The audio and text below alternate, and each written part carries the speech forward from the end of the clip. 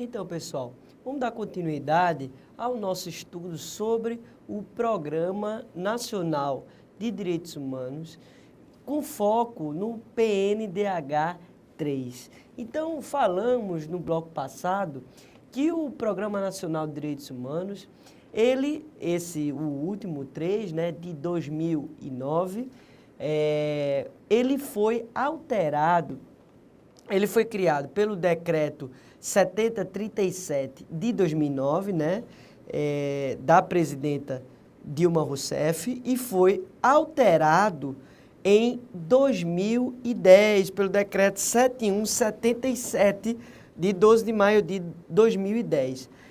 E essa alteração foi objeto de muita discussão na sociedade. Perdão, 2009 ainda era o presidente Lula, né? Essa alteração em 2010 foi objeto de muita discussão no processo eleitoral da presidenta Dilma. Por quê? Porque ele tocava em pontos sensíveis e pontos que a nossa sociedade ainda não teve maturidade suficiente para sanar. Na verdade, são pontos em que o mundo inteiro debate muito, como, por exemplo, a questão do aborto, como, por exemplo, a questão da democratização dos meios de comunicação, como também a questão da Comissão Nacional da Verdade e da investigação desses casos.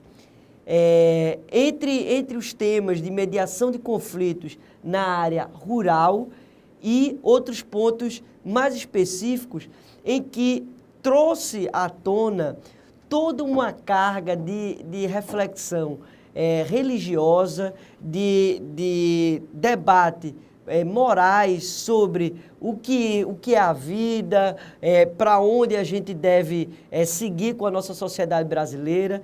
E por conta das pressões de grupos específicos da sociedade, esse PNDH3, ele sofreu alteração.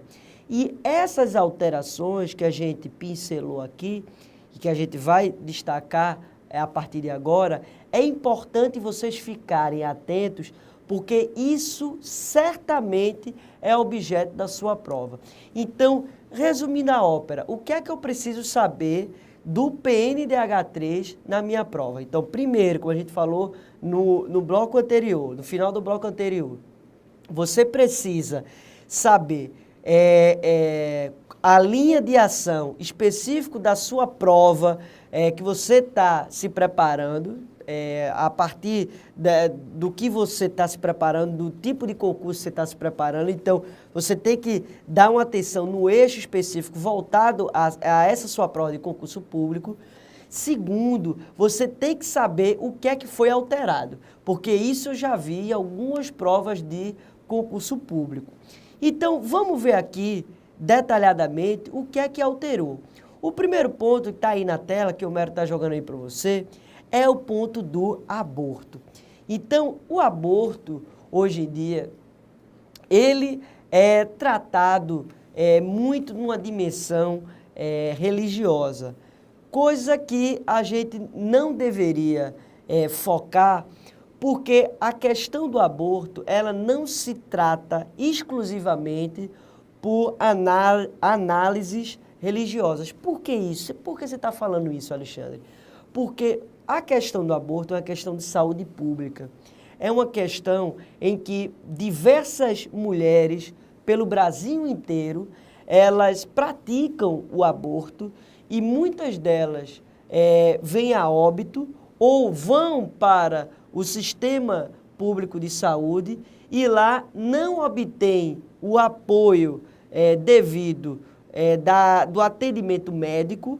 Muitas vezes, inclusive, essas pessoas são discriminadas e, além do mais, coloca em risco a vida do feto e da própria mãe. Então, aí você deve estar pensando em casa, mas Alexandre, uma mãe que faz isso, ela não merece viver. Gente, por que eu falo essa questão que é um problema de saúde pública?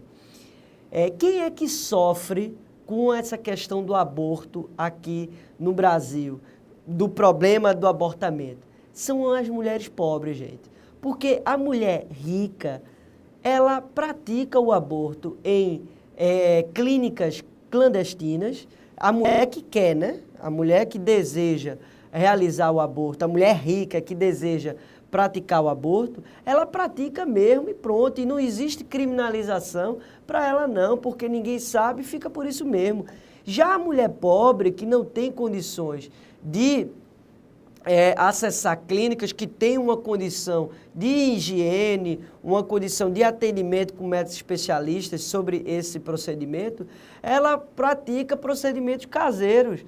Pede para um parente dar um murro na barriga, toma chá disso, enfia objetos na vagina para tentar causar o abortamento. Assim, são situações dramáticas, Brasil afora, e que coloca em risco a vida da mulher e em risco a vida do próprio feto. Então, são problemas graves e o Ministério da Saúde, ele tem números alarmantes assim, anualmente, são centenas de milhares, assim, são milhares de mulheres que praticam esse ato sem nem qualquer assistência médica e acaba gerando uma demanda para o sistema de saúde pública, em que o sistema de saúde pública muitas vezes não está preparado para o procedimento, tem essa questão do preconceito, da discriminação, e as mulheres, elas ficam numa sinuca de bico, porque só quem sofre isso, só quem sofre essa discriminação e essa exclusão, são as mulheres pobres, porque a rica ela tem acesso a outros meios da prática desses procedimentos. Então, no PNDH, na versão original, ela tinha uma perspectiva um pouco mais direcionada, um pouco mais direta a permissão da realização do aborto pelas mulheres e, inclusive, tratando da descriminalização. Mas, com a alteração, com o decreto novo, 7177 de 2010, ele veio a trazer de forma mais suave esse tema, levando ele para uma questão de saúde pública e não permitindo, apontando para essa descriminalização do aborto. Então, ele deu uma suavizada no texto para contemplar os diversos segmentos sociais. Então, eu acho que a gente tem que fazer uma discussão bastante madura na nossa sociedade, pessoal, porque a gente precisa enfrentar essa situação, porque quem está sofrendo com isso são as mulheres pobres, vale frisar, né? Então, essa falta de assistência, essa discriminação, esse preconceito, sem ter acesso à informação, muitas vezes é um desespero, porque a gente sabe que a mulher, quando está no período de gestação, entra também no estado puerperal, isso é biologicamente comprovado, né? Então, esse estado puerperal é uma mudança nos hormônios femininos que faz com que ela enxergue aquela criança muitas vezes como sendo um motivo, seja da separação, seja de ela estar com o corpo numa forma diferente como ela tinha antes, enfim. Então, isso é comprovado biologicamente, esse estado puerperal da mulher, e que se ela não tiver um acompanhamento psicológico, não são todas as mulheres que desenvolvem essa situação, mas isso é demonstrado já, comprovado, e que tem algumas mulheres que realmente desenvolvem essa aversão à criança e que isso é preciso um acompanhamento médico para ela não colocar em risco nem a vida dela, nem a vida da criança, né? Então, assim, é um tema bastante complexo que a gente tem que tratar pelo prisma da saúde e não exclusivamente por esse lado religioso, né? Porque o Estado, ele é laico. O Estado ele tem que garantir a vida das pessoas, ele tem que garantir a integridade física. E ele não tem que entrar nessa dimensão de religiosidade. A religiosidade se dá na esfera privada, não na esfera pública. Então, todos pagam tributos, todos pagam por uma saúde de qualidade. Então, se uma mulher dá entrada no hospital público com relação a essa questão do abortamento, ela tem que ser tratada como uma paciente como outra qualquer. Tem que ser dada atenção, dada todo o apoio para que a vida dela e a vida da criança seja protegida, certo? Não pode haver essa discriminação. Então, foi essa a mudança do PNDH3. Então, com relação ao aborto. Outro tema também que foi objeto de bastante discussão e, por isso, alvo de mudança no PNDH3 foi a questão dos símbolos religiosos. O que foi que aconteceu? No texto original, havia a previsão de se retirar dos espaços públicos, dos órgãos públicos, os símbolos religiosos, a alusão a símbolos religiosos. Por exemplo, se você for no STF ou ver alguma audiência no STF, que passa na TV Justiça, por exemplo, você vai ver que no STF existe um crucifixo gigante lá. E o que acontece? O Estado é laico, leigo e não confessional. Então, o Estado ele não pode fazer uma opção por uma orientação religiosa, nem que seja cristã. Então, o Estado ele tem que ser leigo, laico, ele não pode confessar nenhuma fé, ele não pode processar, não pode estimular nenhuma fé específica, sob pena de se poder estar dando prioridade a uma determinada religião em detrimento à outra. Agora, é importante a religião na vida das pessoas e principalmente em sociedade, com certeza. Isso, eu não estou dizendo isso não, pessoal. O que eu estou falando é que o Estado, enquanto Estado, ele não pode fazer uma opção religiosa, certo? Então, como a gente fala, a religião ela tem que ser praticada num ambiente privado. Então, não pode, por exemplo, como existem capelas dentro de tribunais, capelas de uma única vertente religiosa. E se a pessoa for umbandista, se a pessoa for muçulmana, se ela tiver qualquer outro tipo de orientação religiosa, se ela for, se a pessoa for ateu, então, e aí? Ela não pode não se sentir à vontade com a exposição daquele símbolo religioso, principalmente numa audiência, né? Numa audiência onde ela vai ser ouvida e vai prestar o seu depoimento. Então, essa questão do símbolo religioso, esse ponto era posto na versão original como sendo para se retirar esse símbolo religioso dos espaços, mas isso foi revogado, esse texto, não existe mais essa previsão de retirar a ostentação dos símbolos religiosos, certo? Então, é por isso que ainda hoje, ainda tem tribunais, inclusive o STF, que tem essa disposição de símbolos religiosos, ok? Mediação de conflitos coletivos agrários e urbanos. Então, a mediação, ela foi retirada como o ato inicial de um processo de uma demanda agrária, de uma demanda de algum conflito coletivo agrário, como, por exemplo, de uma reintegração de posse, uma discussão de uma reintegração de posse, ou de uma, enfim, de uma invasão ou de uma ocupação de algum movimento social específico. Então, essa mediação, esse ato inicial dessa mediação de conflito foi retirada, também havendo a priorização da oitiva do INCRA e outros órgãos públicos especializados. Também, aqui está no nosso material, né, foi retirada como prioridade a possibilidade de uma audiência coletiva com os envolvidos.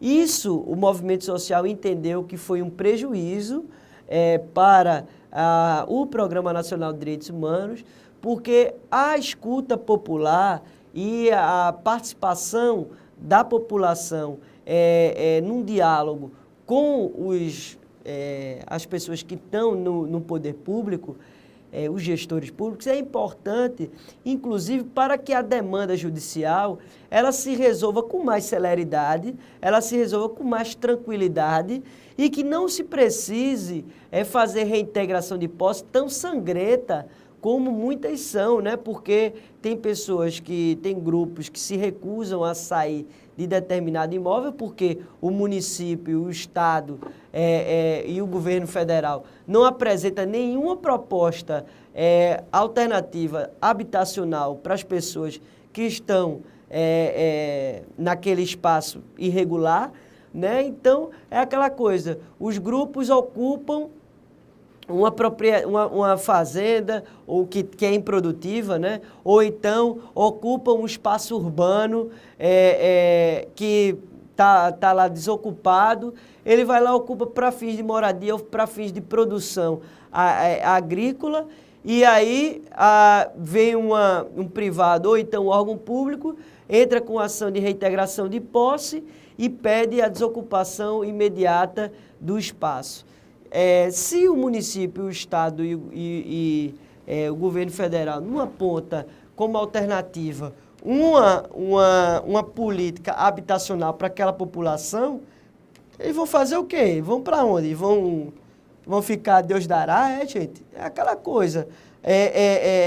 O terreno, ela tem que, a propriedade, ela tem que servir a sua função social. Ela não pode ficar sendo paralisada para ser utilizada para fins de especulação. Ela tem que ser utilizada pelo ser humano, porque a terra ela serve para o ser humano, ela não serve para a própria terra, ela serve para o ser humano conviver em harmonia, lógico, com o meio ambiente e, enfim, viver sua vida. O direito à habitação, o direito à propriedade e ao exercício da propriedade é garantido a todos. Então, se as pessoas pagam impostos, pagam tributação altíssimo, ela tem que ter esse direito à habitação e o direito ao trabalho, se for a questão da produção rural, né? Garantido também, por outro lado, né? Então, uma área que é improdutiva, uma área que não cumpre sua função social, ela tem que ser disponibilizada, sim, para a população fazer uma utilidade social para ela, né? Então, mas devido às pressões dos movimentos dos agroindustriais, essa proposta foi retirada, né, do PNDH 3, e isso os movimentos sociais entenderam como tendo sido um prejuízo para o plano, certo? Outro ponto que foi objeto de muito debate, muita discussão, foi com relação à regularização dos meios de comunicação. Porque é o seguinte, gente, hoje em dia temos 7 grupos, algo em torno de 7 grupos no Brasil inteiro que dominam os grandes meios de comunicação. Gente, 7 grupos não significa nada para um Brasil com uma dimensão territorial. Vocês sabem o que significam isso? Isso significa a monopolização da informação. E você sabe que hoje em dia, informação é poder. Quem domina a informação tem poder na sua mão, né? Não é por menos que diversos deputados, senadores, vereadores, são proprietários de meios de comunicação, de jornal, de rádio, de TV, né? Então, por quê? Porque ele ali constrói a opinião pública e constrói muitas vezes para fins próprios, né? Então, tem muitos aí deputados, vereadores, que inclusive vieram de programas policialescos desses, que ficam estimulando o medo na população, estimulando, enfim, a violência, né? Para fins de promoção pessoal. Então, e isso não há nenhuma regulamentação no Brasil. Essa questão das concessões das emissoras de rádio e TV, ela não tem nenhuma regularização. E é uma concessão pública, gente.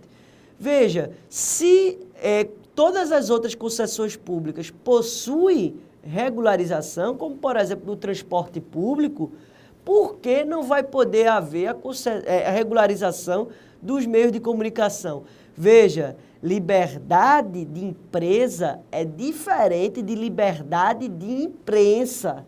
A gente tem que fazer essa distinção para que isso fique muito claro. Uma coisa é você querer ter o monopólio daquela informação e sozinho dominar o mercado. Outra coisa é você dizer que está sendo cerceado e censurado no seu direito de trazer informações para a população. Uma coisa não tem nada a ver com a outra.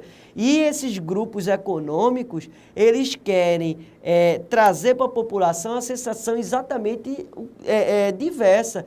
Quer dizer que a regularização vai ser uma forma de censura. Tem nada a ver. A regularização é uma forma de regulamentação, né? Então, não tem nada a ver com censura, certo? Então, censura é você não permitir a produção artística e cultural. Agora, achar que fazer exposição de adolescentes na mídia que estão em conflito com a lei, denigrindo a imagem deles, muitas vezes não se tem nenhum trânsito em julgado, muitas vezes não, quase todas as vezes, 100% das vezes quase. Não se tem nem o início do processo de investigação, é só ali o ato do flagrante do policial, que a gente sabe que o flagrante muitas vezes pode ser forjado, pode não ser exatamente aquilo, né? Então, inclusive a pessoa perde totalmente o seu direito de defesa, né? Porque, inclusive, vários casos na mídia foram demonstrados que a pessoa já chegou no tribunal do júri condenado, já chegou condenado pela mídia, pela opinião pública. Então, é aquela coisa, se denigra a imagem da pessoa a tal ponto que ela, mesmo que ela seja absolvida, a desconstrução daquela imagem dela vai ser quase que impossível, né? Então, é um ponto que a gente precisa realmente discutir na nossa sociedade, e no PNDH3 houve mudança, houve alteração. Primeiro, foi alterada a questão da penalidade administrativa, né? Foi tirada essa questão da penalidade administrativa, que era prevista no texto original, para as entidades que descumprissem, ou que praticassem violações ou abuso, né, desse direito de liberdade de manifestação, de imprensa, né? Manifestação não, de imprensa. Então, quem cometesse abuso deveria ter penalidades administrativas. Essa previsão foi retirada, bem como foi retirada a questão do ranking.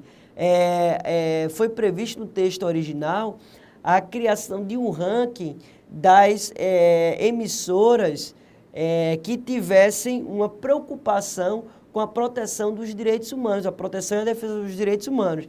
Essa previsão também foi retirada, ok? Outro ponto foi o nome de torturadores em prédios públicos. O texto original, gente, havia a previsão de se retirar dos prédios públicos os nomes de pessoas que eram consideradas torturadoras. Então, com a alteração que veio em 2010, isso foi suavizado mais uma vez, porque, lógico, por pressão do segmento também militar, né, que ainda tem influência muito grande nos espaços de poder e também porque alguns desses torturadores ainda estão vivos, né? Então, não se queria ter esse constrangimento de se retirar o nome do estádio de futebol ou do edifício e tal. Então, como foi a suavizada do novo texto PNDH3?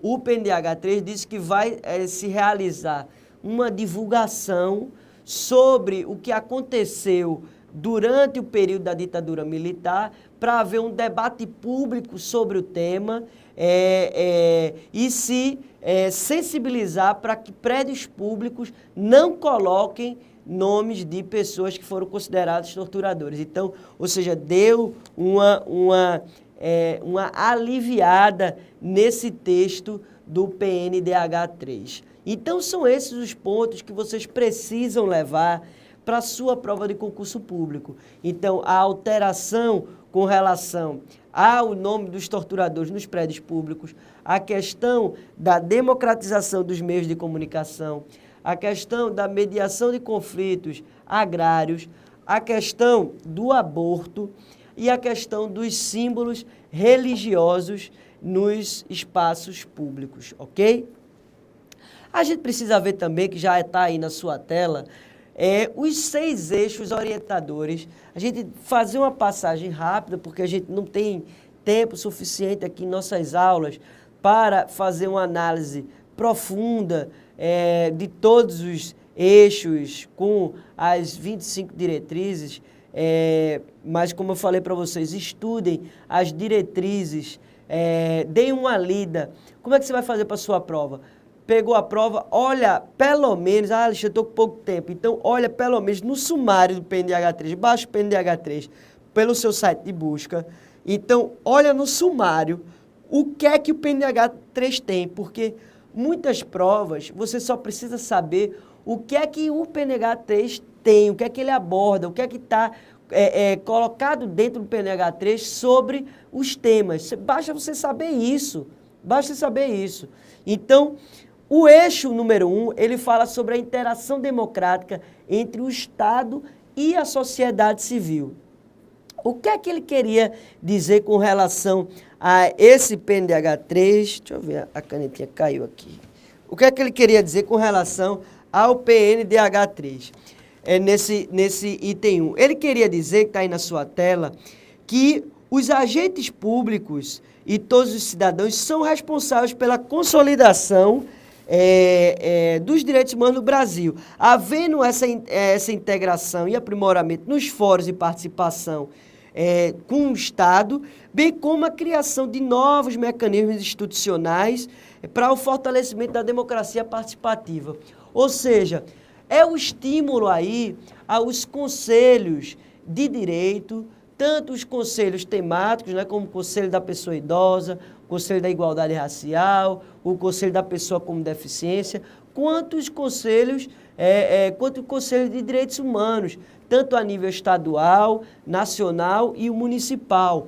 Então, esses espaços, os comitês também, a audiência pública, ou seja, o Estado, ele quando for tratar temas de direitos humanos, ele tem que buscar sempre um diálogo com a sociedade civil, porque ele tem que governar para o povo e com o povo. Não é fazer uma gestão de forma ditatorial, de forma tirânica, sem ter a presença da população, porque, no fim das contas, quem vai fazer o uso dos serviços públicos será a população.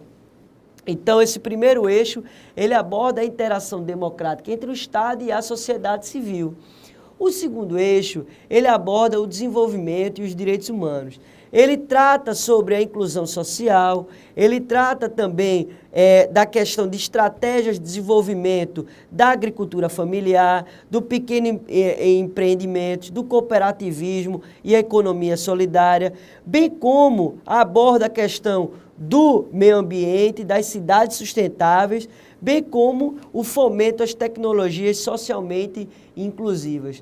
Então, aqui nesse segundo eixo, ele incorpora a questão do desenvolvimento econômico, ele vinha atrelado com o desenvolvimento social. Não basta um Estado ele ser forte economicamente se ele não protege, não promove a igualdade entre as pessoas.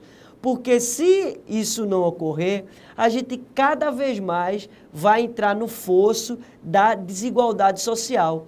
E saiu uma pesquisa recente da ONU, para a gente fechar esse bloco, em que aponta que o mundo, ele tem entrado, da ONU não, perdão, da Oxfam, é uma organização internacional, perdão, não foi da ONU.